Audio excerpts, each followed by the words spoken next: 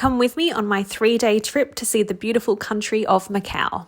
We decided this time to catch the bus from Hong Kong to Macau because the bridge had been completed. There were a few different bus service options, but we went with the company One Bus and they turned out to be quite good. This was my second time visiting Macau. The last time I was there was in 2019 and I caught the turbojet ferry over from Hong Kong. On the journey out of Hong Kong, I was really impressed by how little traffic was on the roads. It goes to show a lot of people are using public transport, which is fantastic. Going through customs and immigration on the bus is quite interesting. You need to go through a series of checkpoints. So as you leave Hong Kong, you go through customs, and then once again on the other end of the bridge as you enter Macau, you go through customs again. There is a section of the bridge that is completely underwater. It was really interesting to watch how the bridge just ended. This little section allows boats and ferries to pass over the top of you, and to be honest, you don't even feel like you're underwater. It's really quite shallow. As we neared Macau, I did spot some turbojet ferries pulling in. Once we cleared the Macau immigration, we went over this entirely man-made island, which was under construction, and I couldn't believe that they'd built this whole island. It was amazing to watch. Nothing seemed ready yet on the island, but just incredible. We arrived at the hotel around 4 p.m. This is the Crown Plaza Macau on the North Island. We have stayed here before and I do love this hotel. It offers a fantastic view over into China. It's really nice and clean. It's spacious. The bathroom is really nice. The following day, we caught the Crown Plaza shuttle bus to the ferry terminal. The shuttle bus system in Macau is fantastic. It's a great way to get around because from the ferry terminal, basically every big hotel chain has its own shuttle bus and they're all complimentary. On the way into the ferry terminal, we did go very close to the Chinese border. You can see on the map there, and that's a little shot of the border entry. Once we were at the Macau ferry terminal, we did have a lot of options as to which bus to catch, but I wanted to go to the South Island first. So we caught the Venetian bus, and the Venetian is partnered with the Parisian and the Londoner as well. So we ended up going to the Londoner. The North Island and the South Island of Macau are connected by quite a long bridge, and it's very impressive to watch the amount of traffic going to and from the islands and how literally half of the traffic is the shuttle buses. Wish you have a pleasant journey. The next destination is the Venetian Macau.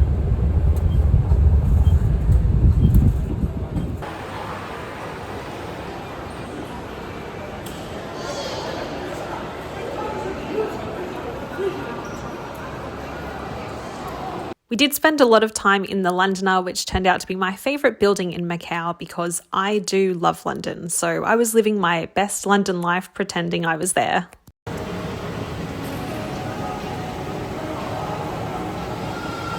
But I did have another very exciting specific reason to want to go to the Londoner, and that was the Harry Potter exhibition.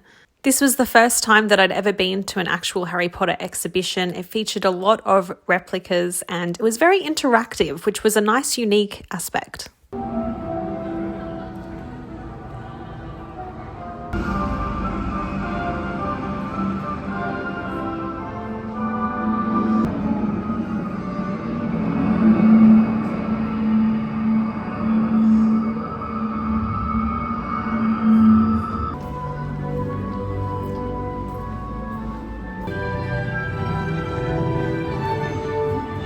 This was my favourite room. It featured all 4 houses and it had different characters and props from each house. At the start of the exhibition, you got to choose your house, and by interacting throughout the exhibition, you earn points for your house as well, which is a really fun aspect. I have been to the Wizarding World theme parks before and the studio tour in London. However, this one did feel quite different to both of those. Each room was themed differently. It started off as the different school subjects. So in Defence Against the Dark Arts, you get to face a boggart, get to see all of Gilderoy Lockhart's fabricated books, which were so cool. I've never seen them in person before. Then we got to go through the divination class. And I was amazed how empty the exhibition was. A lot of the time there was no one else in the room we were in.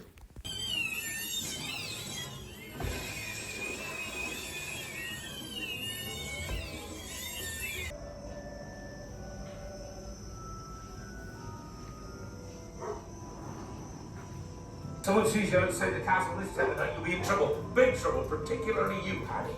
I'm with you in a moment.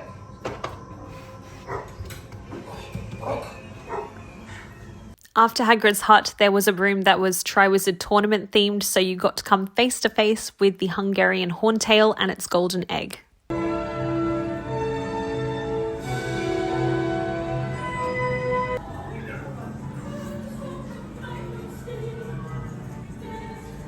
Maybe I'd make a good chaser.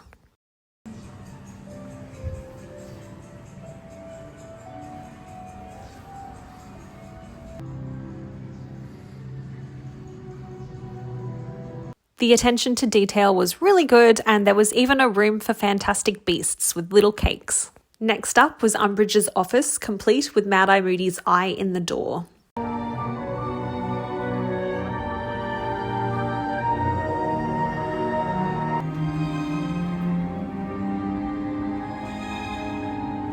And of course, no trip to Harry Potter is complete without having a butterbeer.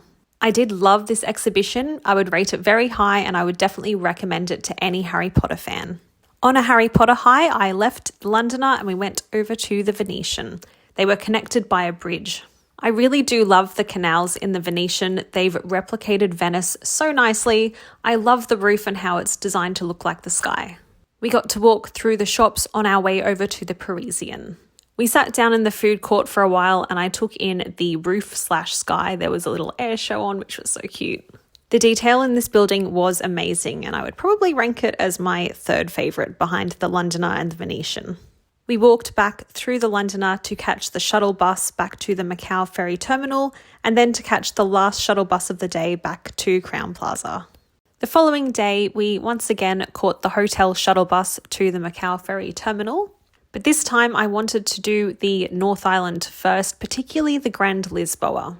As it was right next door to the Grand Lisboa, we ended up catching the MGM shuttle bus first. Once we stepped out of the MGM, it did dawn on me the Grand Lisboa wasn't really as close as I thought it was, so we started our little walk over, but then we discovered that they were actually connected by an underground tunnel. This tunnel was a great idea, very clean and efficient. And there it is, the iconic Grand Lisboa. That's sort of the main landmark of Macau. I only got a tiny bit of footage inside because it is a massive casino, so of course filming is prohibited. At this point, I really started to miss the Londoner, so we caught the Grand Lisboa shuttle bus to the Grand Lisboa Palace, which was located on the South Island.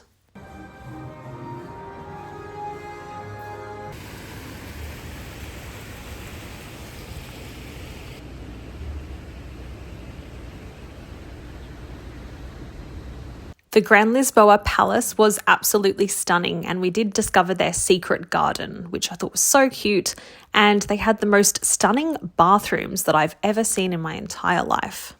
I did recall that the last time I was in Macau, the Wynn had a cable car, so I was really keen to go and ride it. I did spot the figure 8 Ferris wheel on Studio City as well. I kind of wish I went there now. Wynn Palace is so stunning and grand, but to my horror, the cable car wasn't running. I was sad, very sad. But it's okay, we found our way in and we enjoyed it anyway.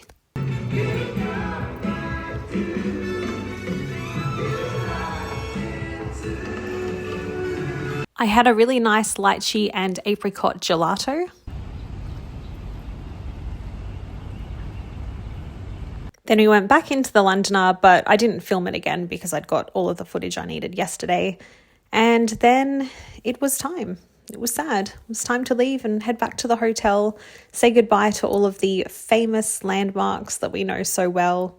Macau really is a hidden gem. It's basically Vegas in Asia. For anyone who hasn't been to Macau before, I would highly recommend it. I think it's fun for all ages. There's something for everyone.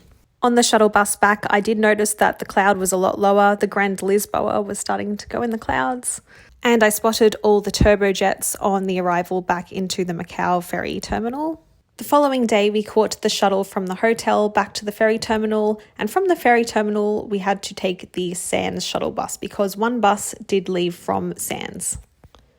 I quite enjoy just sitting on the bus and looking around. Saw quite a few landmarks and buildings that we didn't get the time to visit, but hopefully next time. Then we went back over the man-made island and headed towards the bridge bound for Hong Kong. We were driving right under the flight path as well, so got a bit of cheeky plane spotting in too. And then just like that, the bridge ends as it goes under the water. I really enjoyed my time on one bus. One bus, one hope, one dream. The dream being that you make the 20-minute deadline to get through customs because the bus waits for no one. Thank you very much for watching my little Macau vlog, and please keep an eye out for my next video.